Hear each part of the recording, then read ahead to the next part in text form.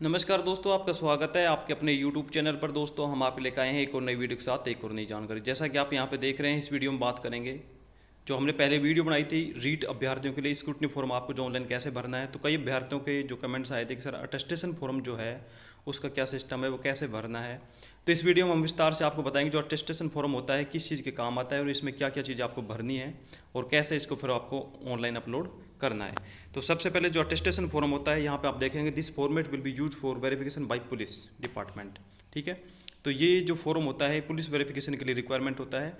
अगर जो आपका डिपार्टमेंट खुद अपने आप अपने स्तर पर अगर आपको पुलिस वेरिफिकेशन करवाता है तो वो इस फॉर्म को आपसे फिलअप करवाता है। तो इसमें क्या क्या चीज़ें भरनी है, सबसे पहले आपको ध्यान रखना है please write in block capital letters. इसमें जो सारी डिटेल्स आप भरेंगे वो बड़े अक्षरों में भरने हैं, जो इंग्लिश के कैपिटल लेटर्स होते हैं उनका यूज करना है। यहाँ पे आपको coloured passport size photo with signature लगाना है, ठीक है ना, ऊपर ही ऊपर फोटो, उस पर आधे फॉर्म पे साइन आधे फोटो पे क्रॉस साइन होने चाहिए। भरना क्या क्या है इसमें, आपका नेम, आपका सरनेम, जैसे किसी का भी नाम महेश, जैसे मैं अपने नाम की बात बताऊं महेश कुमार गराठी, तो आपको नेम महेश कुमार, सरनेम गराठी है तो गराठी लिखना है। फिर यहाँ पे आपका रोल नंबर डालना है, ठीक है। उसके बाद मेरिट नंबर इसमें कोई है नहीं तो आपको इसको ब्लैंक छोड़ना है। सेकंड नंबर पे बात करें तो प्रेजेंट एड्रेस, तो जो भी आपका प्रेजेंट एड्रेस है, village, tehsil, post, district, pin code, state, ये सब चीज़ें यहाँ पे आपको भरनी है, ठीक है ना। हाउस नंबर, अगर आप सिटी में रहते हैं हाउस नंबर कौन से है, कौन सा लैन है, कौन सी स्ट्रीट है, या कोई रोड के नाम से फेमस है, आपका थाना कौन सा लगता है, तहसील कौन सी है, ठीक है, डिस्ट्रिक्ट कौन सा है, अलवर है तो राजस्थान है तो तहसील कौन सी है, कोट कासिम है, तो जो भी कुछ चीज़ें डिटेल्स जैसे आपकी किशनगढ़ है, थाना कौन सा लगता है, इन सब के बारे में विस्तार से आपको भरना है। होम एड्रेस, आपको होम एड्रेस और प्रेजेंट एड्रेस सेम ही होगा लगभग सभी का, तो दोनों चीज़ें सेम भरी जाएंगी इसमें। उसके बाद में निकला particulars of place where you have resided for more than 1 year during the preceding 5 years, मतलब पिछले 5 साल में आप जहाँ 1 साल से ज़्यादा रहे हैं वहाँ की डिटेल आपको भरनी है। तो मैं तो यही कहूँगा आप अपने जो प्रेजेंट एड्रेस है या आपका होम एड्रेस है वही डिटेल भरें तो अच्छा रहेगा, क्योंकि इसमें फिर अगर वहाँ का एड्रेस भरेंगे तो वहाँ पे फिर आपका वेरिफिकेशन होगा थाने में, यहाँ पे वेरिफिकेशन होगा थाने में।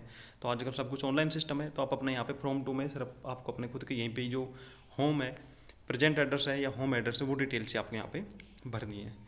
उसके बाद में फादर्स डिटेल, फादर्स डिटेल्स में आपको अपने पापा का नाम भरना है, ठीक है। प्रेजेंट पोस्टल एड्रेस वही अपना सेम एड्रेस है अपने पापा का भी। परमानेंट होम एड्रेस वही सेम है। प्रोफेशन उनका क्या है, जो भी डिपार्टमेंट में अगर आपको वो किसी गवर्नमेंट जॉब में है तो वो कौन से डिपार्टमेंट में है, उनके ऑफिस मतलब कहाँ पे, जैसे अगर हमारा प्रोफेशन टीचर है तो टीचर भरना है। तो इन सर्विस हैं तो गिव डेजिशन ऑफिशियल एड्रेस, मतलब जहाँ भी स्कूल में पढ़ाते हैं उसका एड्रेस आप यहाँ पे फिलअप कर देंगे। नेशनलिटी की अगर पूछे तो जैसे फादर, ठीक है, यहाँ पे फादर की नेशनलिटी इंडियन है, ठीक है। मदर की क्या है, आप अगर लेडीज हैं तो आपके हस्बैंड की क्या है, और अगर आप जेंट्स हैं तो आपकी वाइफ की जो नेशनलिटी है वो क्या है, वो यहाँ पे आपको भरना है। प्लेस ऑफ बर्थ, ठीक है। अब ये हस्बैंड और वाइफ क्यों दे रखा है, वही बात है, अगर आप जेंट्स हैं तो लेडीज मतलब आपकी मिसेज की, वाइफ की आपको डिटेल भरनी, प्लेस ऑफ बर्थ कहाँ हुआ था, और अगर आप लेडीज हैं तो आपके हस्बैंड का प्लेस ऑफ बर्थ आप यहाँ पे भरना है। उसके बाद में आपकी डेट ऑफ बर्थ, ठीक है, यहाँ पे डेट ऑफ बर्थ आ जाएगी। Present age age on advertisement नॉर्मलेशन में प्रेजेंट एज कितनी है, तो ये आपको जो आपने फॉर्म फिलअप किया था या आप स्क्रूटनी फॉर्म भरेंगे तो वहाँ पे भी आपकी जो ऑटोमेटिक मतलब एज काउंट होकर वहाँ पे आ गई होगी, तो कितने ईयर, कितने मंथ और कितने डेज। एज एट मैट्रिकुलेशन मतलब 10वीं क्लास जब आपने की थी वहाँ पे आपकी कितनी उम्र कितनी थी, वो डिटेल आपको यहाँ पे भरनी है। उसके बाद place of birth, district and state in visit it is situated, ठीक है ना। Place of birth, district and state in which it is situated, मतलब जहाँ पे का प्लेस ऑफ बर्थ कहाँ था, तो आपका जहाँ पे भी है वो आपको भरना है, ठीक है। अभी इसमें दिक्कत, जैसे अगर मान लो आप मैरिड हैं और आप फिलहाल एड्रेस आपने अपने हस्बैंड का वो एड्रेस भरा है या मूल निवास वहाँ का है, तो आपको फिर इसमें रिक्वायरमेंट पड़ेगी कि आपका प्लेस ऑफ बर्थ का एड्रेस यहाँ पे भरना है। District and state to which you belong, आपको कौन से ज़िले से और कौन से स्टेट से आप बिलोंग करते हैं, ठीक है। स्टेट यूरिजन और आर यू मेंबर ऑफ, जैसा अगर आप ये शेड्यूल कास्ट या शेड्यूल ट्राइब कास्ट के हैं तो आप यस या नो जो डिटेल उसमें भरनी है, और आपका रिलीजन क्या है वो भरना है। उसके बाद में education qualification showing place of education with years in school and college since 15 years of age, यानी कि 15 साल के बाद में आपने जहाँ जहाँ पढ़ाई की वहाँ की पूरी डिटेल भरनी है।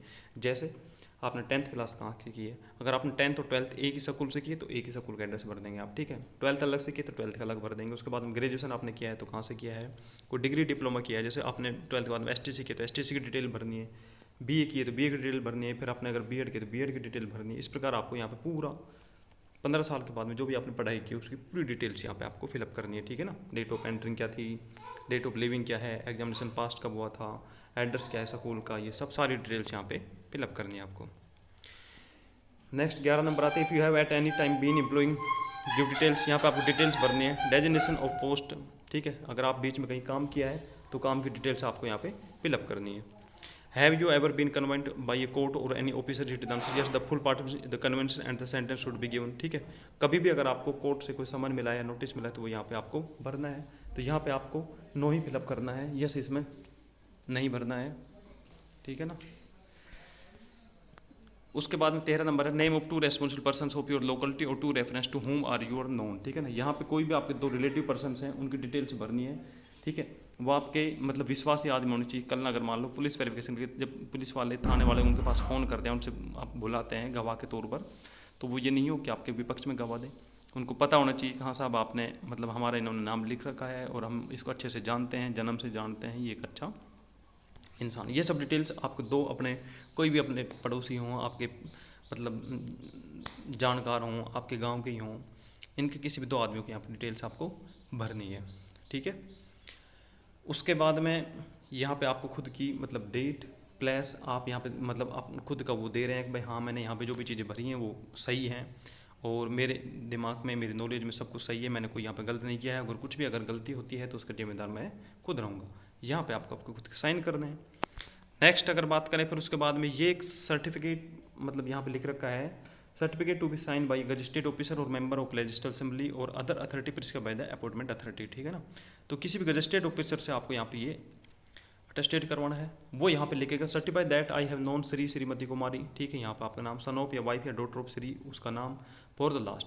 आप जैसा अगर मान लो कोई प्रिंसिपल है वो आपके स्कूल में या कोई भी गजेस्टेड ऑफिसर आपको जन्म से मतलब बहुत पिछले 15-20 सालों से जान रहा है, मतलब आपके नॉलेज में आपने सारी पढ़ाई उनके सामने की है, तो वो बर्थ से लिख देगा भाई मैं जन्म से जानता हूँ। कोई नया है, कोई आदमी पिछले 5 साल से जान रहा है, 10 साल से जान रहा है, जो भी डिटेल है जिससे भी आप वेरीफाइड करवा रहे हैं, जितना वो आपका नोन है उस हिसाब से आप यहाँ को उसकी ईयर भर देनी है, उसके सिग्नेचर, उसके यहाँ पे स्टेटस और एड्रेस क्या है और वहाँ पे उसकी रबड़ मोहर लगा देगा या डेट और ये प्लेस हो जाएगा। तो ये नॉर्मली आपका अटेस्टेशन फॉर्म है जो इस प्रकार आप भर देंगे, ठीक है। ये ऊपर मैंने जो स्क्रूटनी फॉर्म था वो यहाँ पे वो दिखाया है आपको। तो ये अटेस्टेशन फॉर्म आप भर देंगे। भरने के बाद में आपको ये स्कैन करके और अगर आप अपलोड करवा रहे हो तो अपलोड करना है, नहीं तो इसको सेव मतलब अपने पास भी सेव रखना है। जब आप ऑफलाइन दस्तावेज सत्यापन करवाने के लिए जाएंगे तो हो सकता है वहाँ पे भी आपसे वो 1-2 कॉपी मांगने लग जाए, तो इसके फोटो कॉपी भी आपको रखने हैं और ये ओरिजिनल भी आपके पास ही रहेगा वैसे, क्योंकि ऑनलाइन आप स्कैन करवाओगे तो ओरिजिनल को स्कैन करवाओ तो जब भी ओरिजिनल कॉपी आपके पास ही रहेगी। फिर भी अगर आपका कोई अन्य जैसे आपका कोई भी कमेंट मतलब जैसे रिक्वायरमेंट हो आपको कि हमें कौन कौन से, जैसे कई स्टूडेंट के कमेंट्स आए थे कि हमें कौन कौन से एफिडेविट लगाने हैं, ठीक है, एफिडेविट में क्या क्या लिखवाना है, किस जगह इनकी रिक्वायरमेंट होगी, तो इनके बारे में जैसे ही अभी इन चीज़ों की रिक्वायरमेंट नहीं है। इन चीज़ों की रिक्वायरमेंट आपको जब होगी जब आप ऑफलाइन दस्तावेज सत्यापन करवाने के लिए जाएंगे वहाँ पे। तो जब जैसे ही कोई नोटिफिकेशन इस प्रकार का आएगा तो उसके बारे में भी हम विस्तार से बताएंगे आपको कि कौन कौन से एफिडेविट बनवाने हैं, कितने कितने रुपए के स्टाम्प पेपर को लिखवाना है, क्या क्या लिखवाना है, मैरिड वालों को क्या करवाना है, अनमैरिड वालों को क्या करवाना है, धूम्रपान दहेज शपथ, ये सब प्रकार की जानकारी हम एक अलग से वीडियो बनाकर उसमें दे देंगे। आशा करते हैं वीडियो पसंद आई होगी, अपने दोस्तों के साथ भी शेयर करें और अगर आपने हमारे चैनल को अभी तक सब्सक्राइब नहीं किया है तो कृपया चैनल को सब्सक्राइब जरूर कर लें, जिससे क्या इसी प्रकार की इन्फॉर्मेशन लगातार आपको मिलती रहेंगी। धन्यवाद दोस्तों, thank you, all the best, good bye.